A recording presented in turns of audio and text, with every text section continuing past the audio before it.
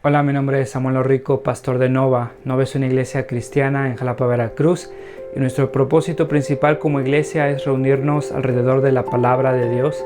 Creemos que Dios a través de su palabra es como transforma a su pueblo. Nos llama a creer, a arrepentirnos, a amar lo que antes aborrecíamos, a aborrecer lo que antes amábamos. Y entonces, antes de empezar con esta prédica, déjame recordarte un par de cosas. El propósito principal para subir estas predicaciones en línea es para aquellos comprometidos con una iglesia local que no pudieron asistir por cualquier razón a su iglesia este domingo. Estas predicaciones son un recurso para nosotros, para poder crecer, para poder escuchar la palabra de Dios. Sin embargo, creemos que un cristiano no puede existir sin una iglesia. Creemos que el contexto bíblico en el cual el cristiano crece y se sustenta como cristiano por la gracia de Dios es a través de su iglesia local, sometiéndose a un liderazgo local, amándose unos a otros, sirviéndose unos a otros, perdonándose unos a otros. Un cristiano no puede vivir su vida cristiana simplemente consumiendo predicaciones en una pantalla de su televisión, de su computadora. Entonces te animamos a comprometerte con una iglesia local. Si no pudiste asistir a una iglesia este domingo, nos da gusto que estés viendo este video. Disfrútalo, nuestra oración es que te sea de bendición. Sin embargo, si no te has comprometido con una iglesia local, mi oración es que puedas comprender que el amor de Dios se refleja en medio de su pueblo, mostrándose en la iglesia local. Nuestra oración es que Dios siga transformando nuestro país, que el Evangelio siga siendo proclamado, que la sana doctrina siga expandiéndose en nuestras iglesias y cada vez más cristianos podamos adorar a ese Dios soberano que nos ha mostrado su gracia a través de Cristo a pesar de lo que somos. No sé si habías escuchado de Pompeya. Los habitantes de Pompeya, esta ciudad italiana cerca de Nápoles, los pompeyanos estaban acostumbrados a temblores, estaban acostumbrados a cenizas cayendo constantemente, a esta ceniza incómoda ensuciando sus ropas, estos temblores que desconcertaban a la gente. Sin embargo, todas estas situaciones naturales eran de alguna manera habituales en Pompeya. Los pompeyanos se habían acostumbrado a este comportamiento del monte Vesubio y ya prácticamente nada los espantaba, estaban acostumbrados. Sin embargo, unos días antes del gran evento, los animales empezaron a comportar muy raro, los temblores se intensificaron, la ceniza fue prolongada, constante. El momento había llegado. Los pompeyanos estaban de alguna manera preocupados por estos eventos que habían incrementado, pero estaban seguros que todo iba a volver a la normalidad como siempre lo había hecho. Cada temblor terminaba, cada humareda terminaba. Estamos seguros que todo iba a regresar a la normalidad. Sin embargo, una noche el Vesubio hizo erupción. Se tiene contemplado que esta es la erupción más devastadora que ha ocurrido en la historia de la humanidad. 10,000 toneladas por segundo saliendo del Vesubio a 700 kilómetros por hora. 10,000 toneladas por segundo saliendo a 700 kilómetros por hora a 900 grados centígrados. Prácticamente era una masa que estaba consumiendo absolutamente todo lo que pasaba y lo que se interponía en su camino. Una masa devastadora que no le dio tiempo a los pompeyanos de reaccionar, no les dio tiempo a los pompeyanos de preguntarse qué estaba pasando. Fue tan rápido, fue tan fugaz, fue tan devastador que los cuerpos de los pompeyanos quedaron momificados, no por la lava, sino por los gases de la explosión del Vesubio. Y hoy en día se pueden ver los cuerpos momificados de la gente que no sabía qué estaba pasando, que ni siquiera se enteró lo que estaba pasando. Y creo que, no sé si al escuchar esta historia te pasa lo mismo que a mí. Yo me preguntaba, ¿por qué no hicieron nada? ¿Por qué no le hicieron caso a todos estos temblores que de alguna manera les estaba avisando lo que iba a pasar? ¿Por qué no fueron más allá? ¿Por qué no se preguntaron qué era toda esta ceniza? ¿Qué es lo que podía provocar? ¿Qué es lo que podía suceder? Los pompeyanos estaban tan distraídos con sus actividades diarias, con la vida, con las fiestas que constantemente hacían. Inclusive se dice que esa misma noche los pompeyanos estaban adorando a los dioses y todas estas señales que se intensificaron del Vesubio, para ellos de alguna manera era una interpretación de que los dioses estaban disfrutando de esta fiesta. ¿Por qué no hicieron nada? ¿Por qué no dejaron a un lado todas estas actividades que los estaban distrayendo? ¿Por qué no investigaron? ¿Por qué no se preguntaron qué es lo que está pasando? El día de hoy, la porción que acabamos de escuchar, nosotros recordamos, Jesús está camino a Jerusalén. Jesús está en los últimos días de su ministerio. Se acerca su traición, su crucifixión, se acerca su muerte y Jesús todo esto lo sabe. La porción en la que nos encontramos, vemos a Jesús que seguía adelante, versículo 28, y subía a Jerusalén. Jesús sabía que en Jerusalén iba a ser traicionado, iba a ser maltratado, iba a ser crucificado. Jesús sabía que en Jerusalén Él iba a morir. Sin embargo, lo vemos conscientemente caminando hacia el matadero. Lo vemos conscientemente caminando, cada paso Él sabe que se acerca a su destino, que se acerca a su muerte. Y nosotros lo vemos subiendo hacia Jerusalén. Vemos este rey soberano. Vemos que Jesús con su llegada a Jerusalén está de alguna manera inclusive en control de su propia muerte. Vemos la llegada del rey y vemos dos características. Vemos su soberanía. Jesús controlando absolutamente todo. Él sabe que iba a ser crucificado, Él sabe lo que le va a pasar y aún así Él está caminando a su misma muerte. Y Jesús cuando se acerca en el versículo 29 a Jerusalén, se acerca al monte llamado de los Olivos y es ahí donde envía a sus discípulos por un burrito. Y es interesante que Lucas menciona que Cristo pide el burrito cuando está en el monte de los Olivos. El monte de los Olivos, un lugar bien rico en significado teológico. Es el lugar donde Jesús es traicionado, ¿te acuerdas? Es el lugar donde Jesucristo está orando a su Padre en agonía. Es el lugar donde Jesús asciende ahí en Hechos. Es el lugar donde es profetizado para su regreso en Zacarías. Y ahí mismo, en ese lugar, Jesús pide un burrito. El Rey soberano pide un burrito. No pide un caballo blanco, pura sangre. En ese lugar Jesús pide un burrito. Versículo 30. Vayan a la aldea que tienen enfrente y al entrar a ella van a encontrar atado un burrito. Nadie se ha montado este burrito. Nadie le ha enseñado a este burrito lo que tiene que hacer. Este burrito es salvaje, este burrito no está domesticado. Sin embargo, Jesús pide un burrito que no está preparado para ser montado. Y de nuevo Jesús, manifestando su soberanía, controlando las circunstancias, controlando las situaciones, controlando toda su creación, controlando este burrito que no ha sido domesticado. Tráiganlo y si alguien pregunta ¿Por qué lo desatan? Dígales que el Señor lo necesita. Y sí, a sus discípulos les preguntaron.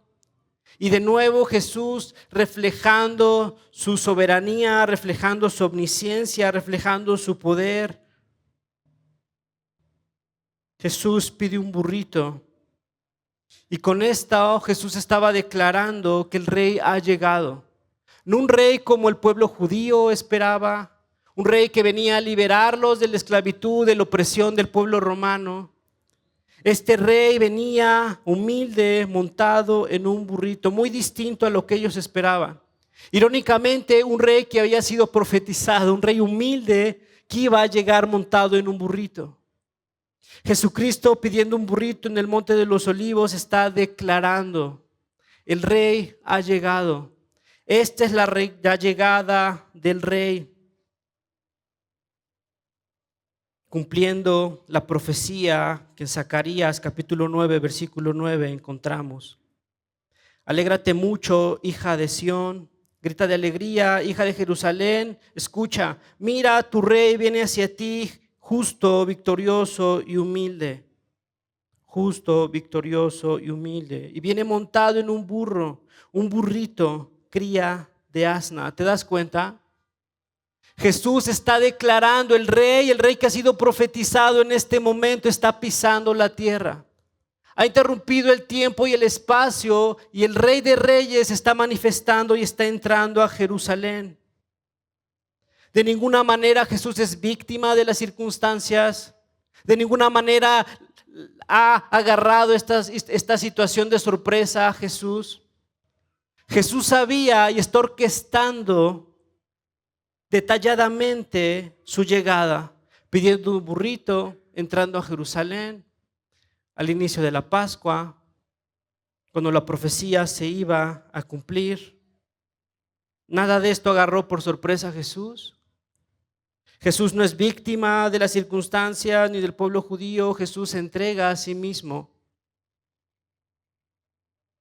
Vemos llegando a un rey soberano y vemos llegando a un rey humilde. Ponte a pensar en esto. Jesús, el Rey de Reyes, no simplemente llegando en un burrito. No es un caballo blanco, no es un caballo pura sangre, llegando en un burrito. Un burrito que ni siquiera es de él, que necesita pedir prestado un burrito, porque el Rey de Reyes no tiene un burrito. Un rey que necesita que alguien le preste un burrito. Un rey que necesita que le ayuden a subir a este burrito. Un rey que con el poder de su voz puede decretar la creación de las cosas, que le pertenece la creación. Un rey que no necesitó ayuda para crear absolutamente todo de la nada. Un rey creador del universo entero. Vemos a un rey que necesita un burrito porque no tiene un burrito y no puede subirse a un burrito. ¿Qué clase de rey es este? ¿Qué clase de rey es este llegando en un burrito? Es un rey humilde. Es un rey poderoso, es un rey soberano, pero es un rey humilde. Así como nos dice Pablo en Filipenses, capítulo 2, versículo 6. El cual, siendo en forma de Dios, no estimó en ser igual a Dios como cosa que aferrarse, sino que se despojó a sí mismo tomando forma de siervo. El cual no estimó ser igual a Dios como cosa que aferrarse, sino que se despojó a sí mismo y tomó forma de siervo. Un rey llegando en un burrito. Qué contradicción, un rey poderoso, un rey soberano, pero un rey humilde. Sí, este es el rey que estaba presentándose en Jerusalén. Un rey humilde, un rey poderoso. Y en este punto nosotros vemos cómo el rey está llegando a Jerusalén. Vemos la llegada del rey. Y vamos a ver tres reacciones. Vamos a ver cómo reacciona la multitud. Vamos a ver cómo reaccionan los líderes religiosos y vamos a ver cómo reaccionan los discípulos a la llegada de este rey. En el versículo 35 nosotros escuchamos la multitud. Se lo llevaron pues a Jesús y luego pusieron en sus mantos encima del burrito y ayudaron a Jesús a montarse. A medida que avanzaba, la gente tendía sus mantos sobre el camino. La gente tendía sus mantos porque reconocía que este era el rey. Reconocían esta señal, una señal de extender los mantos, una señal antiguotestamentaria en donde el rey era reconocido y se le reconocía la autoridad al extender los mantos. La gente reconocía la autoridad de este rey. La multitud reconocía quién era este rey que estaba entrando. Marcos y Mateo nos cuentan que la gente no simplemente extendía mantos, sino que la gente gritaba Hosana y extendía ramas. La gente gritaba Hosana, hijo de David, sálvanos, hijo de David. La multitud reconocía que este hombre que estaba entrando era el rey que había sido profetizado, que este hombre era el cumplimiento de la profecía, que era el hijo de David. Le extendían mantos, le extendían ramas. Podemos imaginar a la multitud danzando, cantando, alzando los brazos, gritando con toda la garganta Hosana. Podemos imaginar a la gente llorando, extasiada, temblando de alegría. Hosana, hijo de David. La multitud reconocía quién era este hombre. Pero tan solo 6 días después, una semana bastó para que esta misma gente, esta misma multitud gritara a voz: crucifíquenlo. Esta misma multitud extasiada, alzando los brazos, cantando Hosana, es la misma gente que 6 días después está gritando: crucifíquenlo. ¿Qué pudo haber pasado en tan solo 6 días? Solo 6 días pasaron para que esta gente cambiara de parecer. De estar en un éxtasis religioso, en alabanza, en adoración, temblando, llorando, gritando. Están gritando y pidiendo que lo crucifiquen. ¿Qué pudo haber pasado? Gente movida por emociones, pero sin convicciones. Gente movida por emociones, pero sin convicciones. Gente que se había decepcionado de este rey, porque este rey no era el que habían pensado, el que ellos querían. No era un rey que venía a liberarlos del imperio romano. No era un rey que venía a cumplir sus caprichos y sus deseos. Era un rey que venía a pedirles a ellos que cargaran su cruz. Era un rey que venía a pedirles a ellos que se humillaran. Era un rey que venía a entregar su vida. Pero ¿qué pasó con nuestra liberación? ¿Qué pasó con lo que nosotros queremos? ¿Qué pasó con lo que nosotros necesitamos? Crucifíquenlo, porque no es lo que queremos. No es lo que me da alegría, no es lo que me da plenitud, no es lo que nosotros necesitamos. De la alabanza y la adoración pasan al odio, al resentimiento. Gente movida por emociones, pero sin convicciones. Hermanos, ¿cuántos de nosotros somos como esta gente? ¿Cuántos de nosotros somos movidos por emociones? Porque somos capaces de cantar, somos capaces de llorar, somos capaces de reaccionar en éxtasis, en una alabanza, en adoración. Pero cuando llega el momento en que este rey no nos da lo que nosotros queremos, cuando nosotros queremos, como nosotros queremos, ¿qué clase de rey es este? Sinceramente, ¿qué clase de rey es este si no nos va a dar lo que nosotros queremos? Habiendo tantos reyes, habiendo tantas cosas que nos pueden satisfacer. ¿Cuántos de nosotros somos movidos por emociones que por convicciones? ¿Cuántos de nosotros seguimos adorando a este rey a pesar de que la voluntad de este rey no es nuestra voluntad, de que su voluntad nos incomoda, de que su voluntad nos quita, nos arranca lo que nosotros toda nuestra vida hemos deseado y hemos añorado, por todo lo que nosotros hemos trabajado? Pero no es la voluntad de este rey.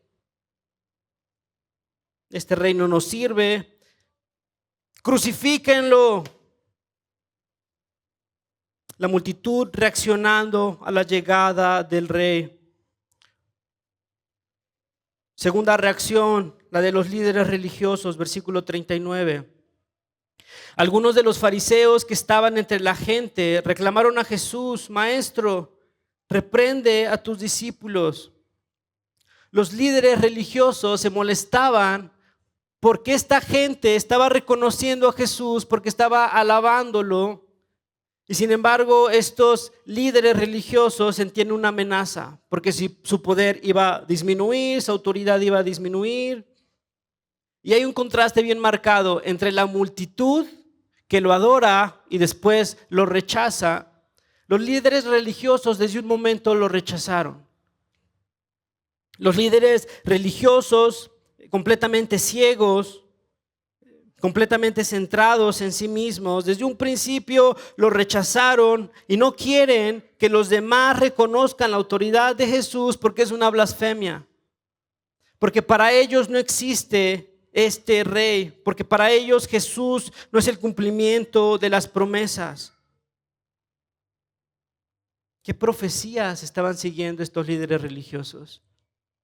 ¿Qué Antiguo Testamento estaban leyendo estos líderes religiosos? Completamente ciegos. Tercera reacción, la de los discípulos. Versículo 37. Al acercarse a él, a la bajada del Monte de los Olivos, todos los discípulos se entusiasmaron y comenzaron a alabar a Dios por tantos milagros que habían visto. Todos los discípulos comenzaron a alabarlo por los milagros que habían visto. Y aquí nos encontramos a los discípulos, a las personas que lo seguían, a sus seguidores, no simplemente a los 12, sino vemos a la gente, a sus seguidores. Podremos imaginar a Marta, a María, a todas las demás personas que Jesucristo había sanado. Toda esa gente, todos los discípulos que habían visto lo que Jesús hacía, comenzaron a alabarlo. Y aquí podemos entender que había gente que de alguna manera había sido transformada por esos milagros, que esa gente había sido transformada por los milagros, por las evidencias, por lo que Cristo había hecho durante su ministerio. Y podemos ver también a gente que sí veía interés en lo que Jesús podía hacer, pero simplemente lo buscaba como un mago, como alguien que podía resolver, que podía dar. En este grupo había discípulos buenos, discípulos genuinos y simplemente seguidores interesados. Pero independientemente de eso, todos estos discípulos, buenos y malos, genuinos y no genuinos, abandonaron a nuestro Señor. Todos abandonaron a nuestro Señor. No hubo nadie que se quedó cuando Cristo fue crucificado, porque todos salieron corriendo a salvar su pellejo, esconderse, atemorizados. Todos los discípulos habían abandonado a nuestro Señor. Pedro abandonó a nuestro Señor, los 12 abandonaron a nuestro Señor. ¿Eran genuinamente discípulos? Sí, eran genuinamente sus discípulos, porque la característica de un discípulo genuino no es la perfección, sino es el arrepentimiento. Y la realidad es que la mayoría de nosotros, todos nosotros, si somos discípulos genuinos, hemos traicionado a nuestro Señor. Infinidad de veces, en diferentes momentos, en diferentes situaciones, cuando somos tentados y sucumbimos a esa tentación, cuando ya no vemos salida, cuando hemos fracasado, cuando enfrentamos desesperación, soledad, momentos de fracaso, de enfermedad, debilidad.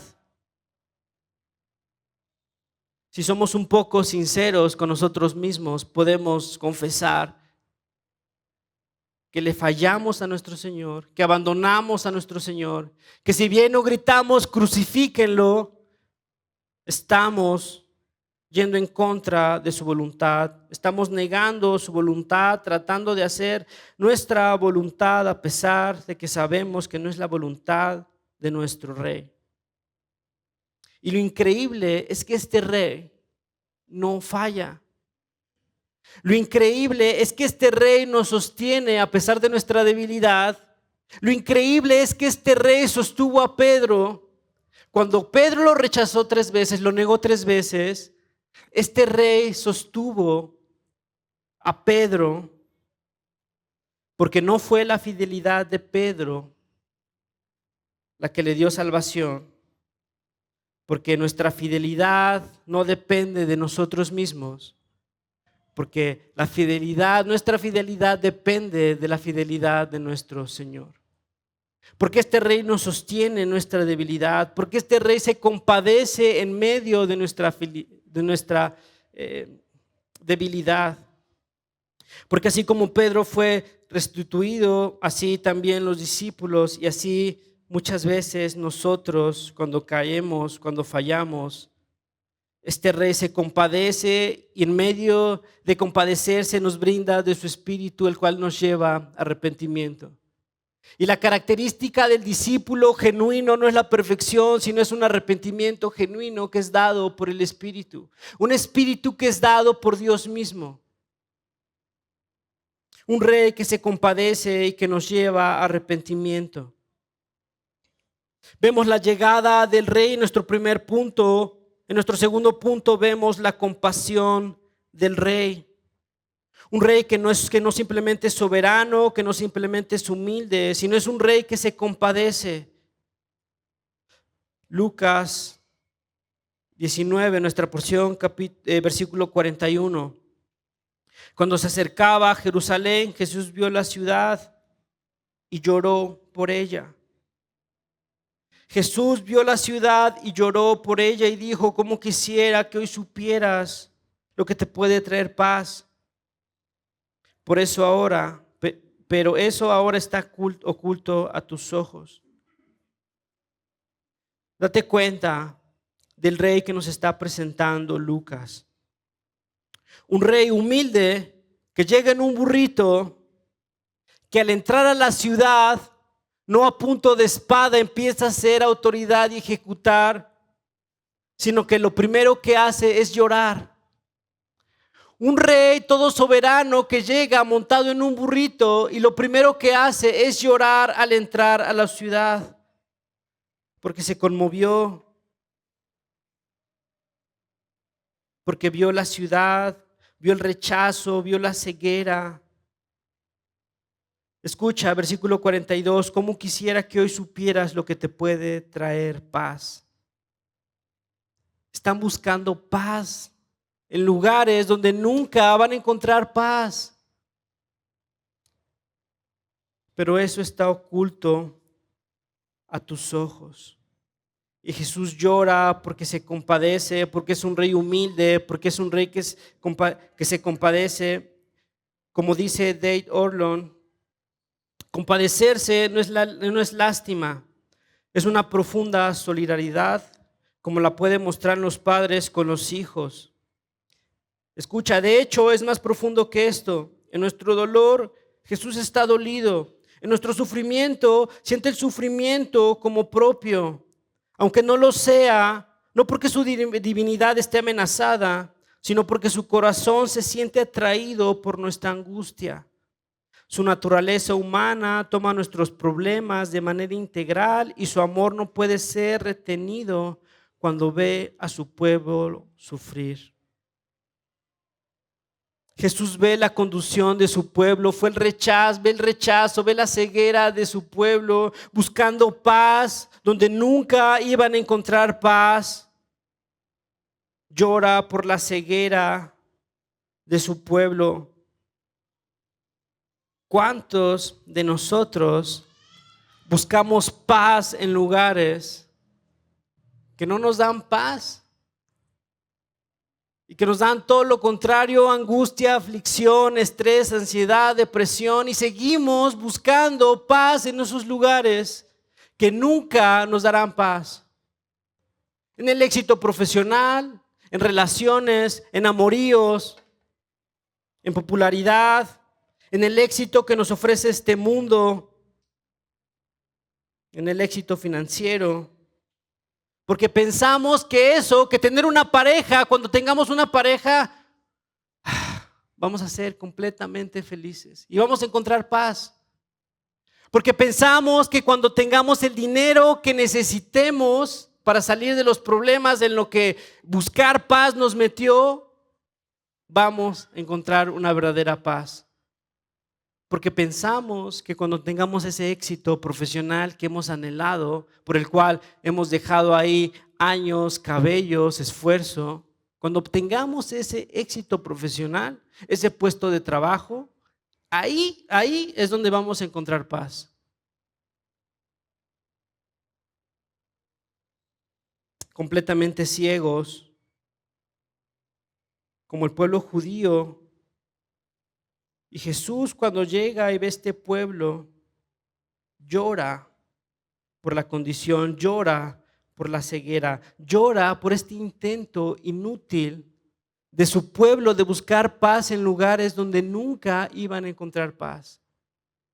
Y a Jesús le duele, Jesús se lamenta, Jesús se conmueve y Jesús llora. Llora porque sabe cuáles son las consecuencias de su pueblo.